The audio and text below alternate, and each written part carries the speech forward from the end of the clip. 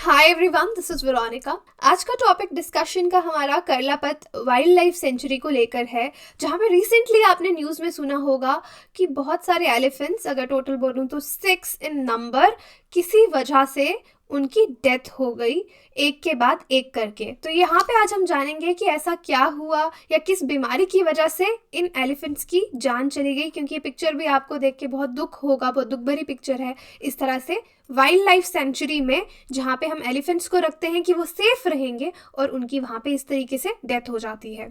अगर आपका कोई भी डाउट हो, आप मेरे साथ कनेक्ट कर सकते हैं इंस्टाग्राम, फेसबुक, ट्विटर, टेलीग्राम पे। पीडीएफ लेकिन आपको सिर्फ और सिर्फ मेरे टेलीग्राम चैनल पे ही मिलेगा। अब किस कॉन्टेक्स्ट में हम बात करें, जैसे मैंने आपको बताया कि 6 एलिफेंट्स जो हैं 14 डेज के टाइम स्पैन की अगर बात करें, उड़ीसा की सेंचुरी में, करलापत सेंचुरी जो वाइल्ड लाइफ सेंचुरी है, वहाँ उनकी मृत्यु हो गई। उसके बाद इन्वेस्टिगेटिंग टीम ने क्या देखा और अपनी रिपोर्ट में जो हाईलाइट किया कि एलिफेंट्स की डेथ किस वजह से हुई, हेमोरेजिक सेप्टिसीमिया की वजह से। ये क्यों होता है? ये एक बैक्टीरिया है, पास्टुरेला माल्टोसीडा, उसकी वजह से, इस बैक्टीरियल इन्फेक्शन की वजह से इनकी डेथ हुई। इस बैक्टीरियल इन्फेक्शन के बारे में आगे हम डिटेल में पढ़ेंगे, और लेकिन आपको इन जनरल ये नाम करलापत वाइल्ड लाइफ सेंचुरी याद रखना और पता होना चाहिए कि ये कहाँ पे है। उड़ीसा में है, कलहंदी डिस्ट्रिक्ट। अब देखिए यहाँ पे शुरू में 4 फीमेल पैकीडर्म्स देखिए किसको कहा जाता है, थिक स्किन। जिन एनिमल्स की स्किन काफ़ी थिक रहती है उनको जनरली पैकीडर्म्स कहा जाता है। और आपके कौन से एनिमल्स हैं एलिफेंट के सिवाय जिनको आप पैकीडर्म कहेंगे? राइनोसेरॉस हो गया, हिप्पोपोटामस हो गया, पिग्स हो गए, राइट। तो यहाँ पर पैकीडर्म से हम एलिफेंट्स को ही रेफर कर रहे हैं। इनिशियली 4 फीमेल पैकीडर्म्स और एक काफ, एक बेबी एलिफेंट आप कह सकते हैं, February 1 तक इनकी इनिशियली डेथ हुई। उसके बाद एक और केस रिपोर्ट किया गया जहां पे फीमेल एलिफेंट आपको एक वाटर बॉडी के पास मरी हुई आपको मिली करलापत वाइल्ड लाइफ सेंचुरी में। और अगर हम 2018 सेंसस की बात करें तो सेंचुरी में अराउंड 17 एलिफेंट्स थे। ऑब्वियसली इनका नंबर यहाँ पे वापस इंक्रीज हुआ है, ये 2018 का सेंसस है, और अभी उनमें से देखिए 6 एलिफेंट्स की बैक्टीरियल इन्फेक्शन से डेथ हो गई वहाँ पे। अब करलापत वाइल्ड लाइफ सेंचुरी के बारे में थोड़ा सा जान लेते हैं, ये इंपॉर्टेंट है। Karlapat wild life sanctuary around 175 square kilometre area में फैली हुई है, और ये फेमस किस लिए है?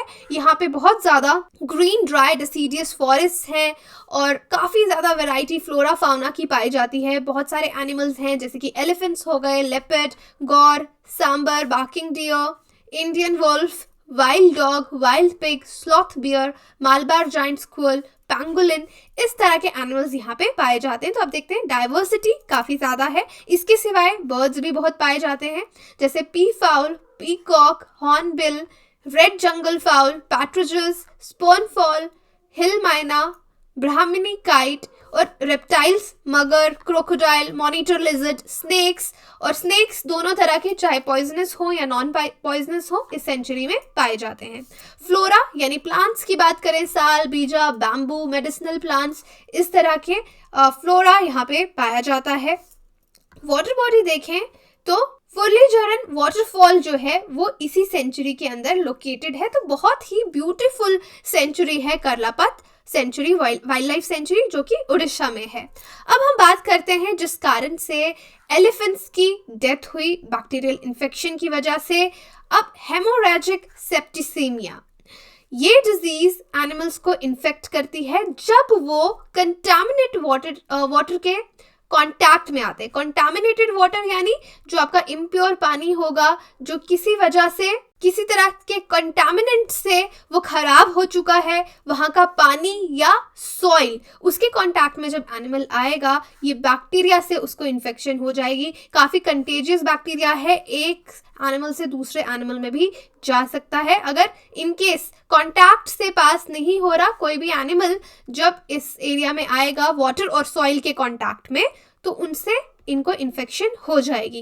अब इस डिजीज में क्या होता है, जो भी आपका रेस्पिरेटरी ट्रैक है, यानी आपके लंग्स हो गए एनिमल्स के, वो इफेक्ट हो जाते हैं, और इससे बहुत ही सिवियर निमोनिया एनिमल्स में देखा जाता है। अब यूजुअली एलिफेंट से पहले ये वाटर बफलो, कैटल, बाइसॉन, इनको बहुत ज़्यादा इफेक्ट ये इन्फेक्शन करती थी और बहुत ज़्यादा मॉर्टिलिटी रेट, यानी इन्फेक्टेड एनिमल्स काफ़ी घातक है, ये फैटल इन्फेक्शन है। अगर किसी एनिमल को हो जाती है तो मोस्ट प्रोबेबली उसकी डेथ हो जाती थी। मॉर्टिलिटी रेट जो है इसका काफ़ी हाई है इस इन्फेक्शन का। अगर आपने थोड़ी देर पहले की न्यूज़ सुनी हो तो अराउंड 40 बफलोज भी इसकी वजह से, उनकी भी इस इन्फेक्शन की वजह से मृत्यु हुई थी, वो भी उड़ीसा में ही। अब ये डिजीज यूजुअली कब होती है?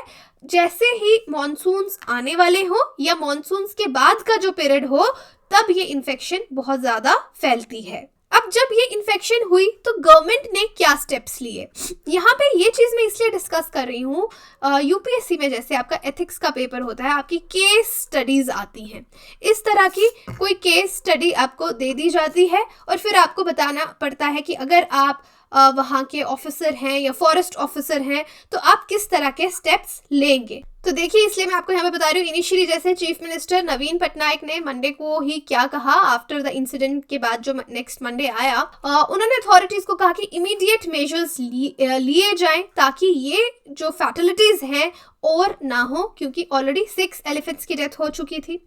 अब इसके लिए वैक्सीनेशन इंपॉर्टेंट है। जिन एनिमल्स को वैक्सीनेशन नहीं दी जाएगी ऑब्वियसली उनमें इन्फेक्शन हो जाएगा। अब यूजुअली पहले एलिफेंट्स में ये डिजीज इतनी होती भी नहीं थी, यूजुअली इससे अगर डेथ होती थी तो कैटल की होती थी, जो भी आपका लाइफ स्टॉक है, बफलोज हो गए, उनमें होती थी। तो एलिफेंट्स के केसेस में नहीं देखेगी, इसलिए उनको कभी वैक्सीनेट नहीं किया गया। तो इसलिए जितनी भी कैटल थी विलेज में उसको वैक्सीनेशन का ऑर्डर दिया गया, सेंचुरी के क्लोज जितने भी विलेजेस थे। अब ऑफिशियल सोर्सेज ने बताया कि अराउंड 43 वाटर बॉडीज हैं इसके आसपास सेंचुरी के, और उनमें से 25 वाटर बॉडीज को डिसइंफेक्ट कर दिया गया, क्योंकि इन्फेक्शन हो सकता है आपके वाटर से ही फैली हो, क्योंकि इनकी बॉडीज भी पानी के पास से मिल रही थी। तो अगर इन्होंने 43 वाटर बॉडीज सेंचुरी में लोकेट की, उनमें से 25 को डिसइंफेक्ट कर दिया गया। और विलेजेस को भी यहाँ पे एडवाइस दिया गया कि जो उनकी कैटल है उसको फॉरेस्ट एरिया में फिलहाल नहीं आने दिया जाए, क्योंकि हो सकता है वाटर बॉडीज कंटामिनेटेड हैं, जब तक कि सबकी सब वाटर बॉडीज डिसइंफेक्टेड ना हो जाए, डिसइंफेक्ट ना कर दी जाए। अब कैटल जो इन्फेक्ट होती है इस एचएस से, अगर वो वैक्सीनेटेड ना हो, इसलिए पहला इंसिडेंट अब ये आपको एलिफेंट में मोस्ट प्रोबेबली हमको देखा गया है यहाँ पे। और फॉरेस्ट डिपार्टमेंट जो है इसके बाद बहुत सारे कैमरास भी इंस्टॉल किए जा रहे हैं ताकि इन डेथ्स का कोई और वजह ना हो। ऑलमोस्ट पोस्टमार्टम में तो यही बैक्टीरियल इन्फेक्शन आई है, तो इसके कैमरास भी इंस्टॉल किए गए हैं ताकि डेथ्स को और अच्छे तरीके से इन्वेस्टिगेट किया जाए। अब देखिए, वहाँ के फॉरेस्ट ऑफिशियल्स ने रिपोर्ट किया कि अराउंड 20 एलिफेंट्स अभी भी हैं जो कि 2 ग्रुप्स में सेंचुरी के अंदर घूम रहे हैं।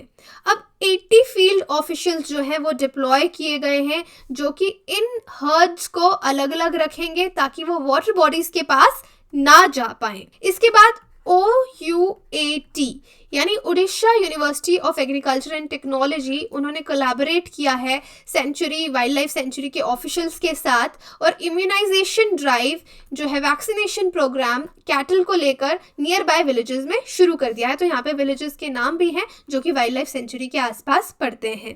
उसके बाद देखिए, ये जो हेमोरेजिक सेप्टिसीमिया है, ये बहुत बार इस तरह का ये जो बीमारी है एशिया और अफ्रीका के रीजन्स में होता है और बहुत फैटल है, घातक है, इससे मोस्टली एनिमल्स की डेथ हो जाती है।